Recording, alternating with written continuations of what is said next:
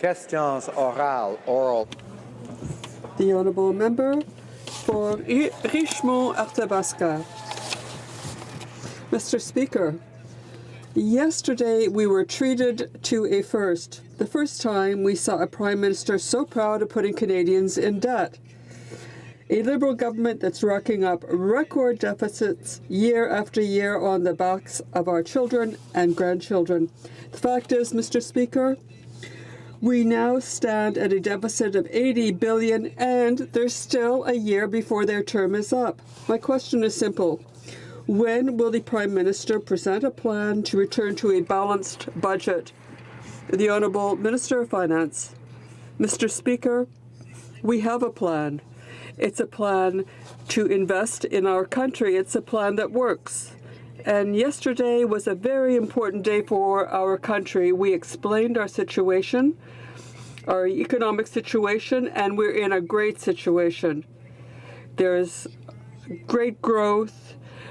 Unemployment is at its lowest in 40 years, and now salaries are growing, wages are growing. This is a great place for the middle class, for Canadian families, and we're going to continue with our approach. The Honourable Member. Mr. Speaker, we didn't make this up. During the Liberal election campaign, on page 12 of their program, they repeated throughout the entire campaign that at the end of 2019, the budget would be balanced. The problem is, it seems that the Prime Minister believes that budget deficits will simply vanish as if by magic. So, again, I repeat the question to the Prime Minister, can he tell us simply, can he give us the date when the budget will be balanced? The Honourable Minister of Finance. Thank you, Mr. Speaker. I will say again that our plan is working. It is a plan that was well considered, and it is the right plan to improve our economic situation for the long term. But at the same time, we are in a situation where our level of debt is the best in the G7. And this is a really good situation to be in for the future. At the same time, we want to be able to continue improving life for Canadians. Finance Minister told a journalist that running the $20 billion deficit this year is, quote, consistent with what we said we would do. So now they've gone from breaking their promise to denying that they ever made it. This year, the deficit will be 3 times the size the Liberal platform promised, and next year it will be even bigger. And that was the year when the budget was supposed to balance itself. Isn't it true that we've gone from the budget will balance itself to the budget will never balance itself at all? Honourable Minister of Finance. Mr. Speaker, what I continue to hear from the member of Carleton are buzzwords from first-year economic textbooks. What I do, though, importantly, is think about how we're going to listen to actual Canadians and what really matters to them. And we know what matters to Canadians. They want to make sure that there are jobs for their families for today and for their children for tomorrow. They want to see their incomes go up, wages growing. They want to see the economy that continues to produce opportunities for the future. And the good news is our approach is delivering on all those messages for Canadians. That's important. Honourable order. The Honourable Member for Carleton. Well, now we know that when the next time the Liberals put forward a platform and they make commitments in it, those are actually buzzwords and not commitments, Mr. Speaker. But you know, on November 14th, the head of Unifor, one of the largest media unions in the country, said it would pull out all the stops to help re-elect this Liberal government. 1 week later, the government decided to create a $600 million slush fund in order to entice journalists to favor this government in the next election. What guarantee do we have that they will not use this slush fund as a gigantic propaganda machine for the Liberal Party? Honourable Minister of Finance. Mr. Speaker, we believe in a strong and independent free press. We know that our democracy relies on getting information to Canadians. So we have been very clear. We want to continue to ensure that strong and free press, and we're going to do it in a way that is completely, totally independent from government. That is critically important. But Canadians need the information that they need to make the decisions in our democracy. That's critically important. The honourable member for Carleton. What they're actually proposing is that there will be a government-sanctioned panel that will decide which journalists get how much, and that panel will decide standards and eligibility for this big $500 million slush fund for the media, Mr. Speaker. Now, isn't it true that this government just believes the job of the media is to shower praise on the Prime Minister and the job of taxpayers is to pay for it all? The Honourable Minister of Finance. Mr. Speaker, I think it's insulting to think that journalists can be bought off. What is clearly the case is that we are going to make sure that we have an independent, free press in this country because we understand how critical that is to our democracy. We are going to continue down this path, a path we've clearly committed to, and it's important for our country. Alors, l'honorable député de... The honourable member for Rimouski-Neigette-Témiscouata-Les Basques. Outdid themselves in sucking up to big business. First, there is this back-to-work legislation that was drafted as a big gift to Canada Post executives and to please the eBays and Amazons of this world while throwing workers under the bus. Then we have an economic update with $14 billion for the private sector and crumbs for Canadians. No wonder former Parliamentary Budget Officer Kevin Page said that the Liberal fiscal update is deficit financing the corporate sector. What's the next step for Liberals? Coming to the rescue of poor little Walmart? The Honourable Minister of Finance. Mr. Speaker, it seems to me that members of the NDP party should start talking to each other. What I heard from the NDP is what is critically important is that we invest in order to create jobs for the future and that we think about investing in a way that we get clean technology outcomes. Well, Mr. Speaker, what we did yesterday was exactly those two things. We've made it so that businesses can invest in the future and create jobs for Canadians. We've made it so that we can have clean technology firms invest in a way that will allow us to accelerate our approach towards a cleaner environment over the long term. These are important initiatives, and I'm glad to think that at least some members of the NDP will come along and support us when they get elected. The honourable member. Mr. Speaker, this back-to-work legislation is a wonderful gift for Canada Post, of course, which never felt the need to negotiate in good faith. It's also a wonderful gift for eBay and Amazon, which have been aggressively lobbying the Liberals. And the Liberals listen to them. Now we have a mini budget which gives $14 billion, nice gift for the private sector, and crumbs for Canadians. The PBO said that this update was deficit financing for the private sector. What next? A rescue plan for Rogers and Telus?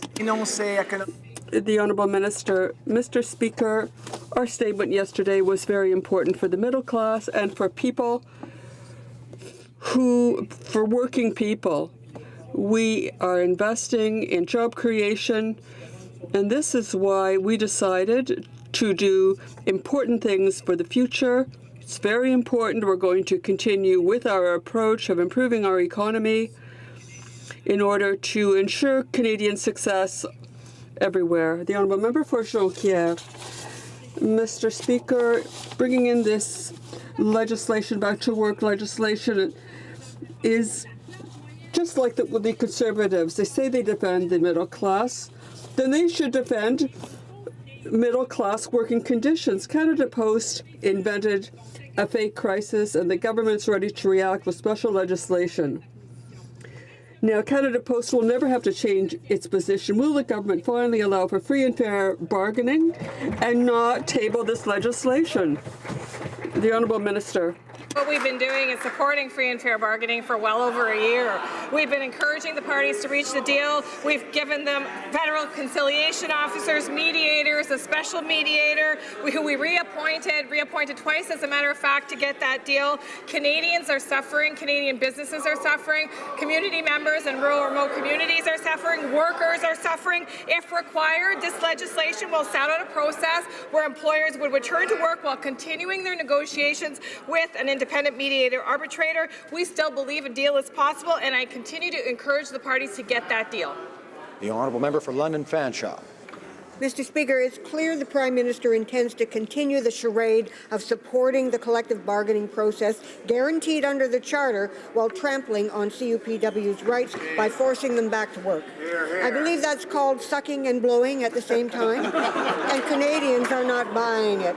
The Prime Minister has no interest in resolving CUPW's concerns around workload, pay equity, health and safety, and harassment. Tell us, please, how exactly is this Prime Minister an improvement over Stephen Harper? Order.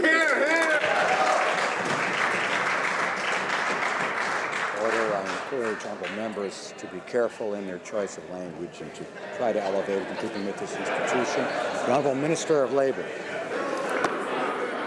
Mr. Speaker, as I said, we've been working with the two parties for well over a year. We've given them all the supports necessary to reach a deal. We've given them supports through Federal Mediation Service. I've appointed a special mediator multiple times. The parties continue to negotiate. We are taking actions that will prepare this government to act if necessary. I still will say the best agreement is a collective agreement bargain between the two parties. However, saying that, Canadians expect us to take their concerns seriously, and that means rural and remote Canadians. That means small and medium-sized enterprise. Thank you, Mr. Speaker. The honourable member for Louis Saint Laurent. Mr. Speaker, once again yesterday the Minister of Finance disavowed his Prime Minister. Why? Because he tabled a deficit budget.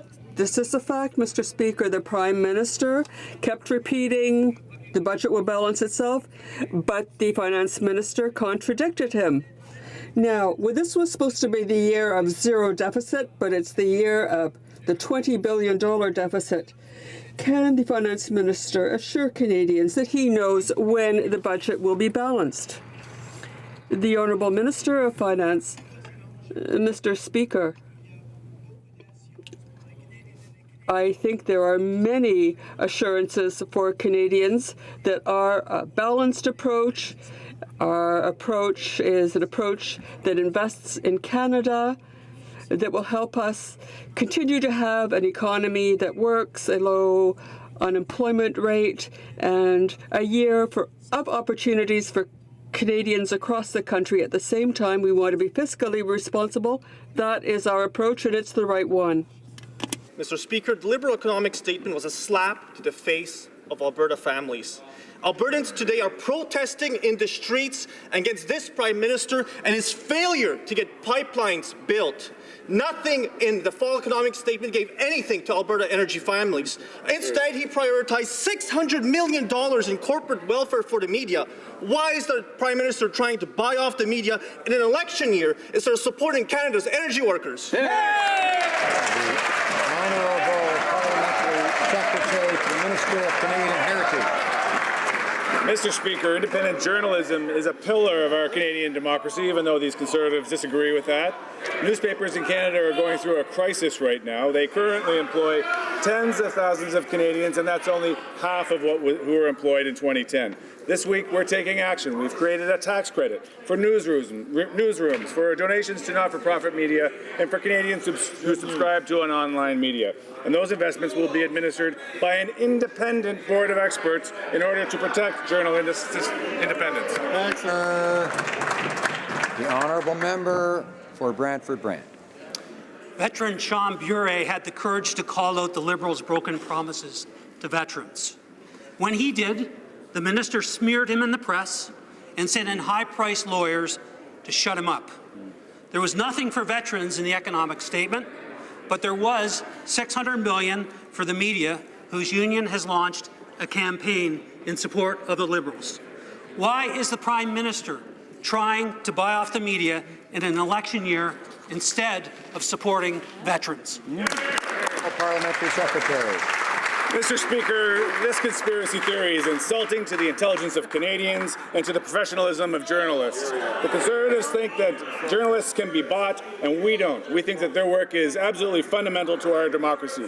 France, Sweden, Germany, the UK, and many others have taken action to support journalism without compromising independence. But newspapers are going through a crisis, and that's why we're taking action, and we'll do it while protecting journalistic independence. The honourable member for Niagara West. Mr. Speaker, yesterday the Prime Minister tried to bribe the media with a $600 million bailout, but nothing for small businesses struggling with steel and aluminum tariffs. Each day these tariffs remain in place, workers and businesses faced uncertainty and layoffs, and this government has no plan to fix the problem. Why is the Prime Minister trying to buy off the media in an election year instead of supporting the workers in the steel and aluminum industry? Honourable Parliamentary Secretary to the Minister of Innovation. Mr. Speaker, we have committed to supporting our steel and aluminum industries. We've committed up to $2 billion, Mr. Speaker, including money through the Strategic Innovation Fund and other funding, so that they can ride out this, not only ride out this difficult period they have, but also invest in the kinds of technologies that will propel them into the future. Mr. Speaker, we're investing in our industries. We've got the backs of our steel and aluminum workers. The honourable member for Mégantic-l'Érable. Mr. Speaker, the Liberal government's economic update shows that the Liberals couldn't give a damn about their election promises. Not only has the Prime Minister given up on balancing the budget, he's added $595 million to the credit card for the media, a simple band-aid solution which will solve nothing. At the same time that the Prime Minister is doing this, why is he silent about dairy producers? The Minister of Heritage. Mr. Speaker, Conservatives appear to have a real problem with journalists and the truth. The Conservative leader's office has promised to, and I quote, to go for the jugular with the media. They also think journalists can be bought. This is an insult to the intelligence of Canadians and to the professionalism of journalists. This Conservative opposition should consult with other Conservatives around the world who have made decisions to support local journalism. Journalistic independence is a pillar of our democracy, and we will always protect it. Order. I know the honourable member from Durham is enjoying question period, and of course I always enjoy hearing his voice, but preferably only when he has the floor. The honourable member for Calgary-Nose Hill. November 14th, Jerry Diaz of Unifor, which swept thousands of journalists, called the $50 million media bailout in Budget 2018 nickels and dimes. On the same day, he announced Unifor's formal campaign against the Conservatives. On November 16th, media reported that an increased media bailout would be announced, and on November 21st, $600 million was announced. Wow. The Finance Minister just said it was insulting to think that journalists could be bought up. What about Jerry Diaz? Honourable Parliamentary Secretary to the Minister of Canadian Heritage. Well, Mr. Speaker, these Conservatives think that Canadian journalists can be bought, and we certainly don't believe that. Their work is fundamental to this democracy. Conservatives around the world have understood the need to support journalism and local journalism, as have governments in France, Sweden, Germany, and the the UK. And I might remind the member from Calgary-Nose Hill that their government, too, supported media. Under their tenure, they increased funding to the Canada Periodical Fund. Independent Canadian journalism is core to our democracy, Mr. Speaker. Alors,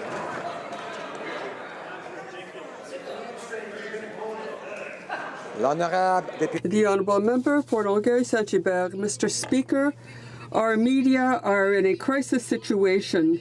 Tens of thousands of jobs lost. But the Liberals finally woke up, but 92% of the money they're giving them will not be spent till after the next election. Now, who caused the crisis? Google, Facebook, who dominate online advertising, but Liberals don't tax them. Worse, they give them tax deductions as if they were Canadian businesses. Why is the Liberal Party not requiring anything of Facebook or Google?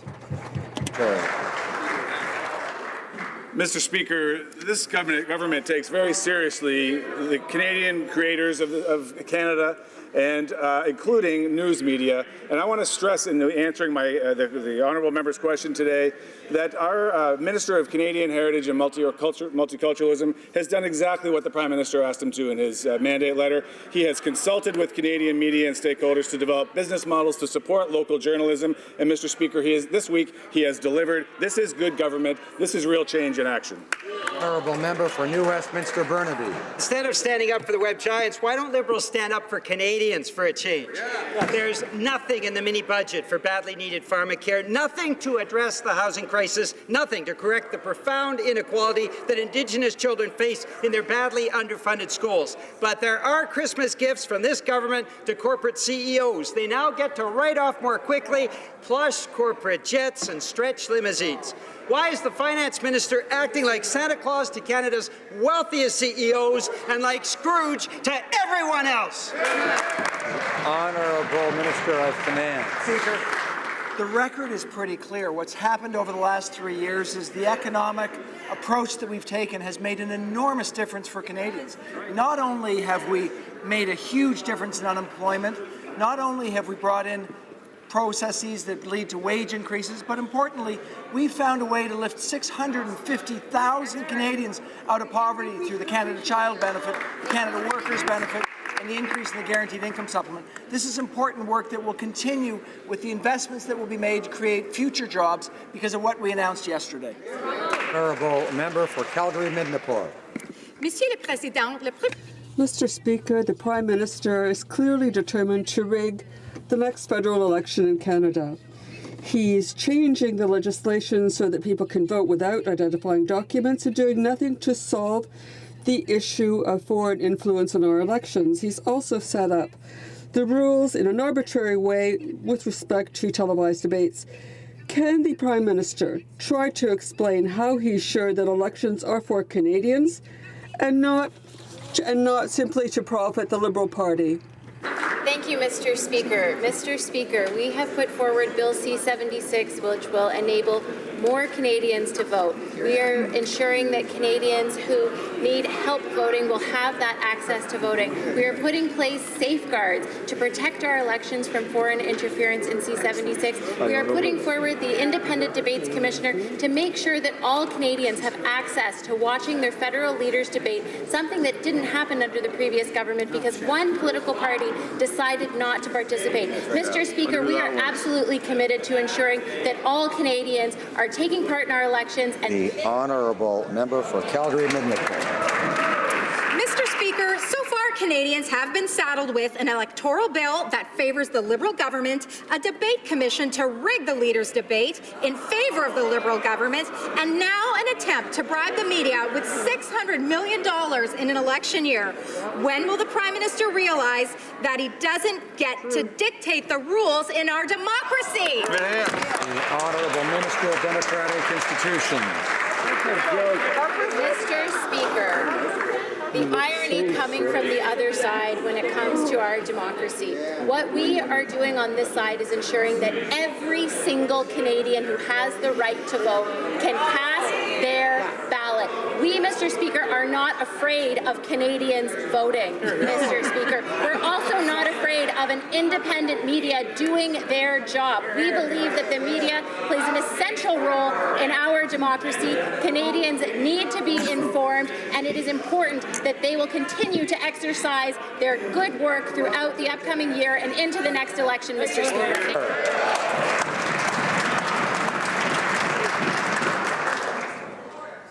The honourable member for Thornhill. Mr. Speaker, it's time for the Liberals to come clean on the Statistics Canada file. The Minister himself this week admitted StatsCan kept him and the Cabinet in the dark about the demand to Canada's banks to hand over more than 1 million Canadians' most personal financial information without consent. Mr. Speaker, when will the Liberals get their heads around new realities in the digital world? Accept that Canadians should own their own data and should have a right to decide with whom they share it or not. Honourable Parliamentary Secretary to the Minister of Innovation. Mr. Speaker, our government takes the privacy of Canadians very seriously, and we understand the concerns that have been raised. The Chief Statistician, Mr. Speaker, has been very clear. The project will not move forward until privacy concerns are addressed. No data has been shared, Mr. Speaker, or obtained by Statistics Canada. StatsCan does not share or sell any personal information. Mr. Speaker, Canadians' right to privacy and data protection will not be compromised. Excellent.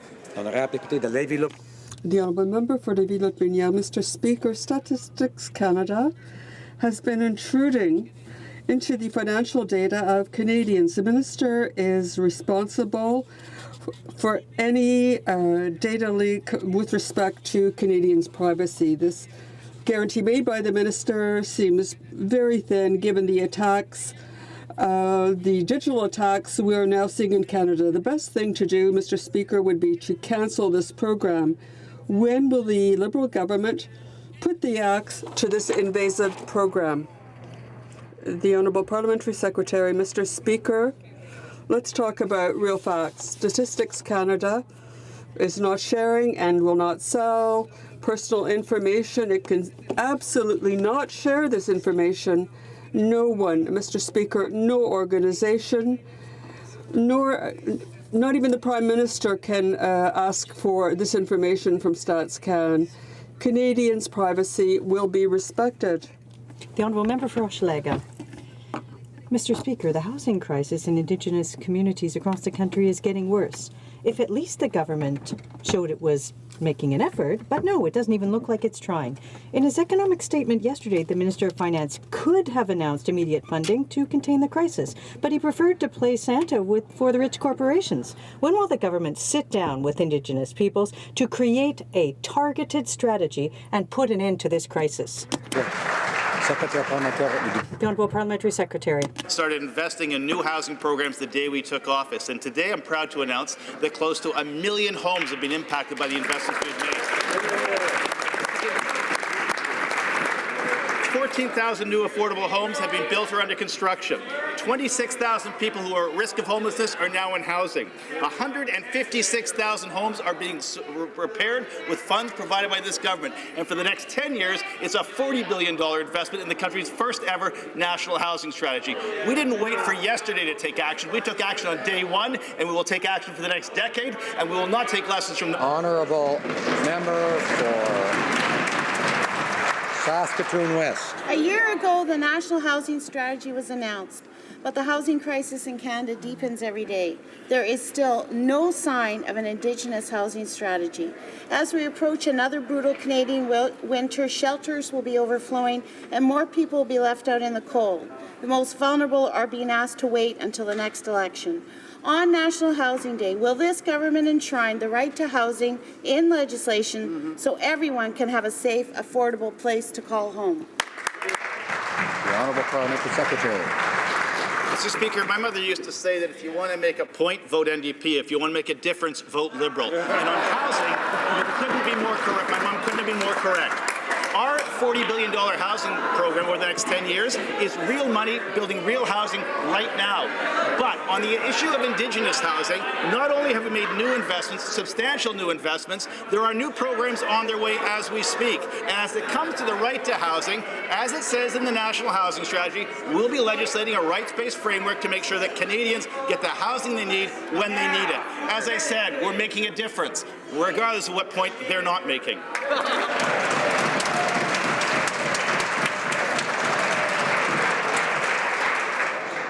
The Honourable Member for Madawaska-Restigouche. Order. Mr. Speaker, today the resistance among Franco-Ontarians is organizing following the outcry caused by the Ontario government's decision to eliminate the Commissioner's position and to eliminate the University in Toronto. While here on Parliament Hill, the Leader of the Opposition won't denounce his boss.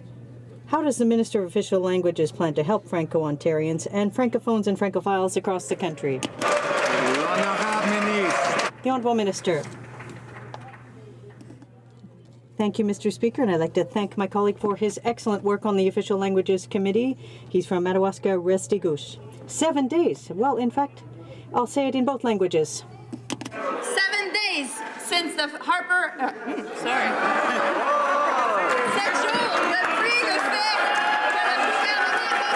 Since 7 days since the Ontario government cut services to francophones. And 7 days since we've not seen anyone on the Conservative benches saying anything about this is completely unacceptable.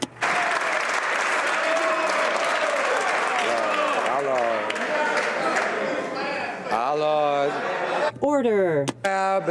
Deputy, the Honourable Member for Chicoutimi-Lafitte. Mr. Speaker, throughout the week I've heard the Liberals talk about investing and that it justified huge deficits. The purchase of Australian F-18s doesn't meet the definition of an investment. The Australian F-18s will be a liability for the Royal Canadian Air Force and for taxpayers.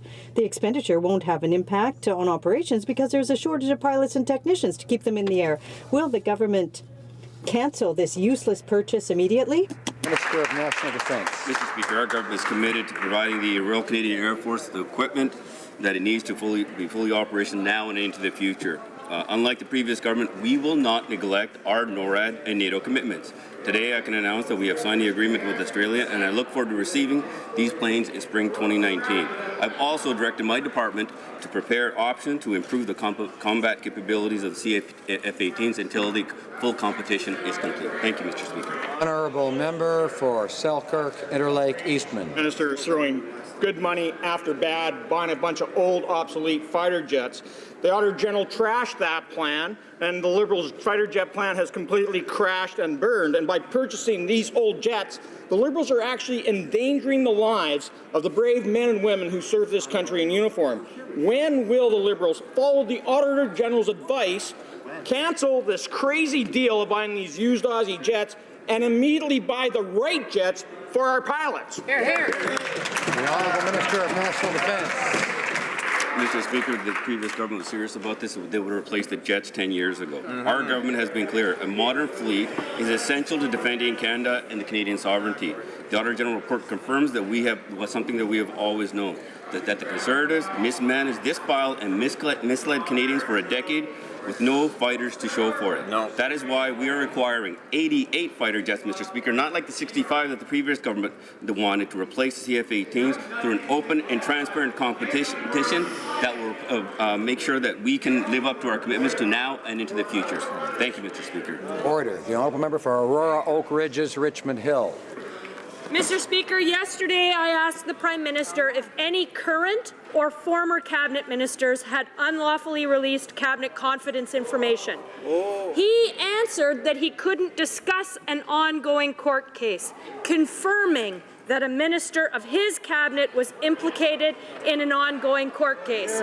What is the name of the current or former cabinet minister that is implicated in an ongoing court case? Honourable Minister of Public Safety. Mr. Speaker, the nefarious implications in the tone of that question are exactly the reason why this House has a rule about not discussing matters that are sub judice. The honourable member may wish to engage in absolutely unsubstantiated drive-by smears, but that is not the role of the House of Commons.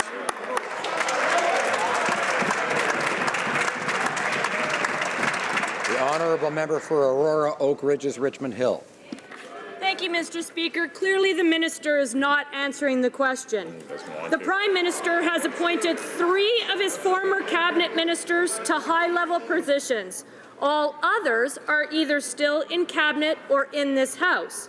If one of those individuals has unlawfully released cabinet confidence information and is implicated in a court case, Canadians deserve to know.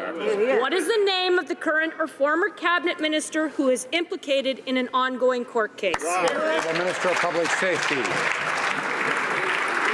Mr. Speaker, again, I refer the honourable member to a colleague in this House who used to sit on that side, Peter Van Loan, who made it very clear why the sub judice rule is in place. It is in place, Mr. Speaker, to prevent debate or conversations in this House of Commons from interfering unduly in a court proceeding. A court proceeding is there to determine the rights of Canadians according to law and according to evidence, and the courts will do their job, Mr. Speaker. Member for North Island Powell River. Mr. Speaker, in the early 1970s, the NDP asked the Liberal government how it was possible that in Canada, Indigenous women were being sterilized. There was no answer. In 1976, same question, same answer. In 2015, Indigenous women came forward from Saskatchewan saying they felt pressured to be sterilized. We've been asking for action for 40-plus years, and yet in 2017, it happened again. This is wrong. When will this government finally address this issue? Minister of Indigenous Services.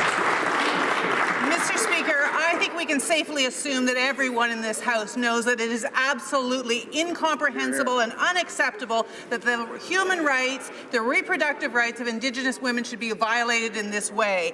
I am happy to report to the member opposite that we are actively working across the country, including with our provincial and territorial partners, with agencies who work in medical education, with doctors' associations, to make sure that this is very clear. The honourable member for Vancouver Kingsway. Yesterday, we saw disturbing images of Igloolik children suffering open sores and respiratory disease from black mold rampant in their overcrowded public housing. This is a shameful and completely unacceptable situation for Canada's most vulnerable citizens. As a G7 nation, Liberals continually claim that we are leading the world in economic growth, yet we have Canadian children, babies, living in third-world conditions. Why is this government delaying housing funding and prioritizing corporate tax cuts over Indigenous children suffering health problems? What is the Health Minister doing? Honourable Parliamentary Secretary to the Minister of Social Development. Mr. Speaker, I'm pleased to say, and we'll make this point very clear, the minister in charge has asked CMHC to immediately get in touch with the Nunavut Housing Authority. Substantial dollars have been invested and bilateral accords have been signed with that government, and we want this problem addressed immediately. We have put the funds that we have put in place to support Indigenous housing and territorial housing, as we signed the bilateral with the Northwest Territories last week, are substantial. And by comparison, I would ask them to look at their campaign platform, which offered $25 million to the entire country, and that's it. That's it. Deputy. The honourable member for Charlebourg Saint Charles.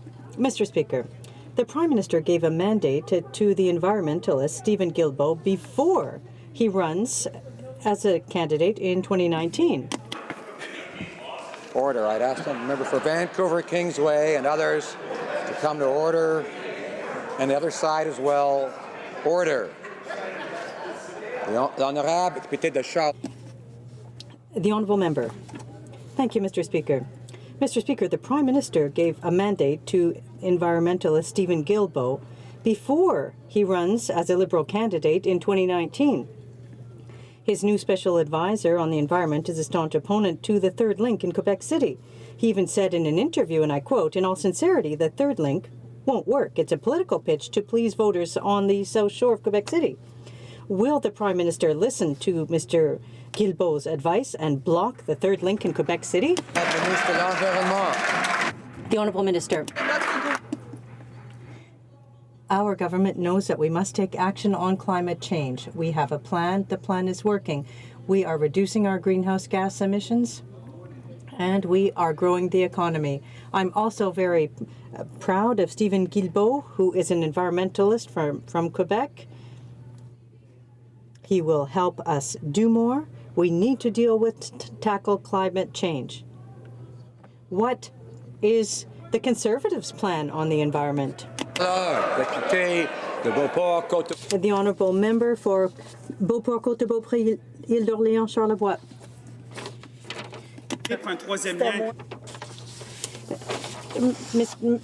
They hired an advisor, Stéphane Guilbeault, who's opposed to Mr. Speaker. This is an important link for my riding, for Quebec City, for the region. Are the Liberals Against or in favor of the third link? L'environnement. The Honourable Minister. Canadians wonder if the Conservatives are for or against dealing with climate change. For over 200 days, we haven't seen their plan on climate change. I'm proud that we have an advisory group that includes Stephen Guilbeault, another member from BC. We are tackling climate change. What is the Conservatives' plan? J'essaie une deuxième fois. Well, I'll try for a second time to allow the Honourable Member for Beauport, Côte-de-Beaupré, Île d'Orléans, Charlevoix.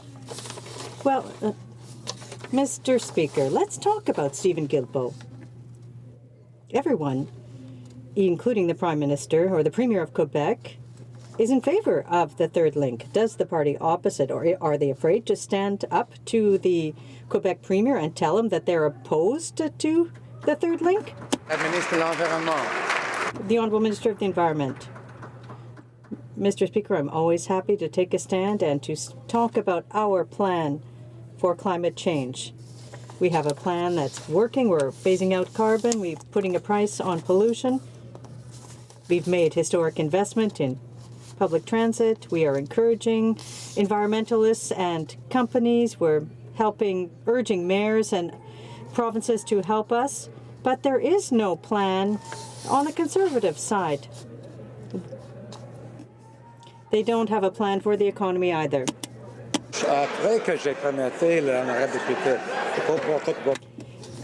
Now, I asked the Honourable Member to ask her question. I would give her a second chance. I would ask her not to heckle.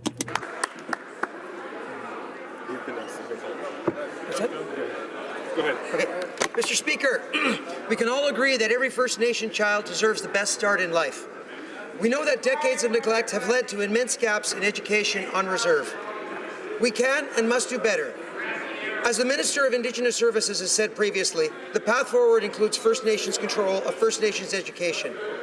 Can the Honourable Minister please update this House on ongoing work in my home province of Manitoba to ensure First Nations children have welcoming and culturally relevant educational spaces in their communities?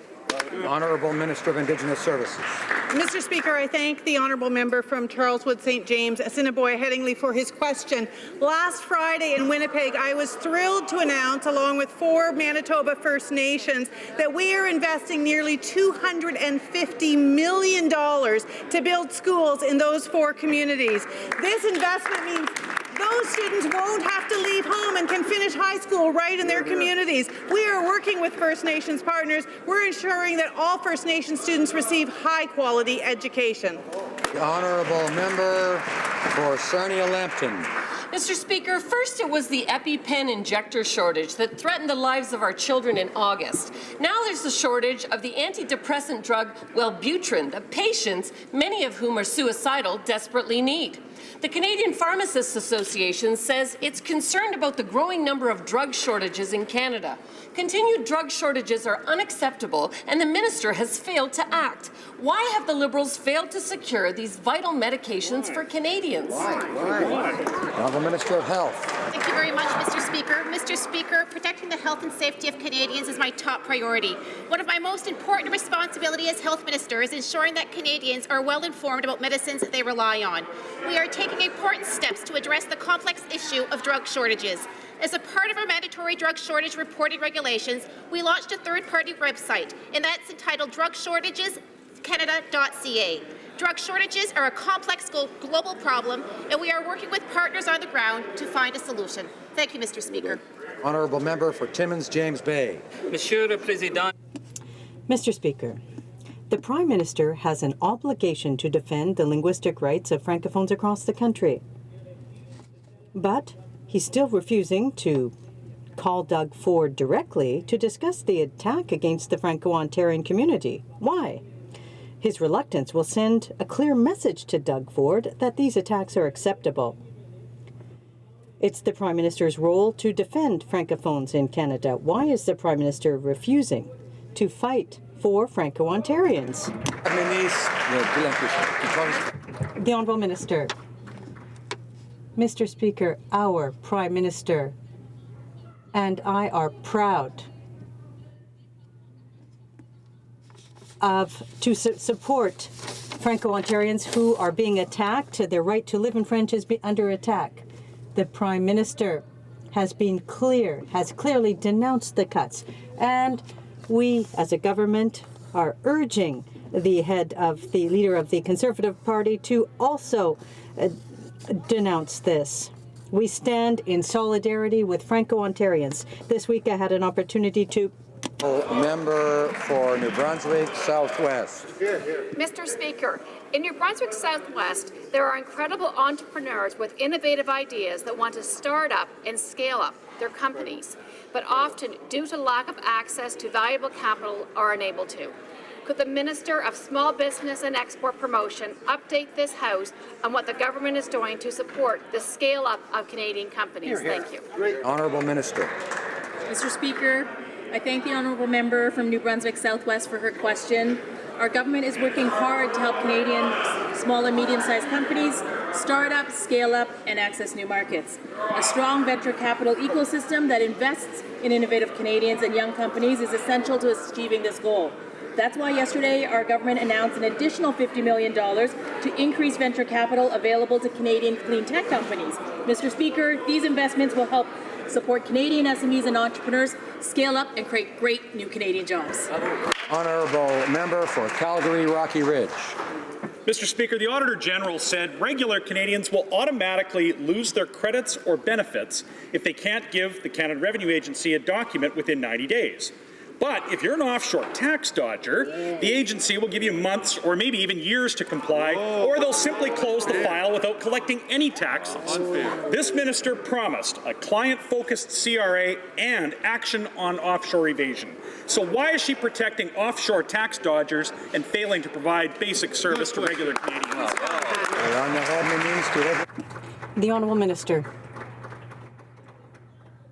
Mr. Speaker, our government has chosen to invest in a tax system that is fair and tailored to the needs of all Canadians. I have no lessons to learn from the Harper Conservatives, Mr. Speaker, who, in addition to having not invested in services, cut staff, cut training, Mr. Speaker. We put in place a main service delivery point to deliver the best services to Canadians. We have a client-focused approach. The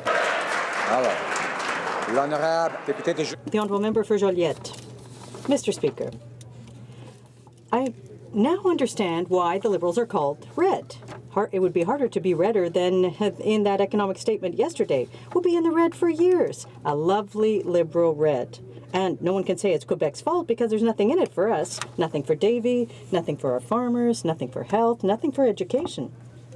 When will the Minister of Finance start respecting Quebecers and taking our priorities, like healthcare, for example, into account? The Honourable Minister of Finance. Mr. Speaker, it is clear that our economic statement included measures for all Canadians across the country. We put the interests of Canadians first with investments that will have an impact, will create jobs across the country, including in Quebec. All players, all parts of the country will be benefited by our measures, and that is very important. Joliette. The Honourable Member for Joliette. A good thing, Mr. Speaker. If you want to waste 4 hours of your life for nothing, head into a lockup to look for something good for Quebec in yesterday's economic statement. That's called wasting one's time. The government increased the deficit. It's crazy. But there's not even an additional cent for health care. That's quite the feat. Why has the government decided to refuse to meet Quebecers' real needs? And why isn't it restoring the health transfer escalator? The Honourable Minister.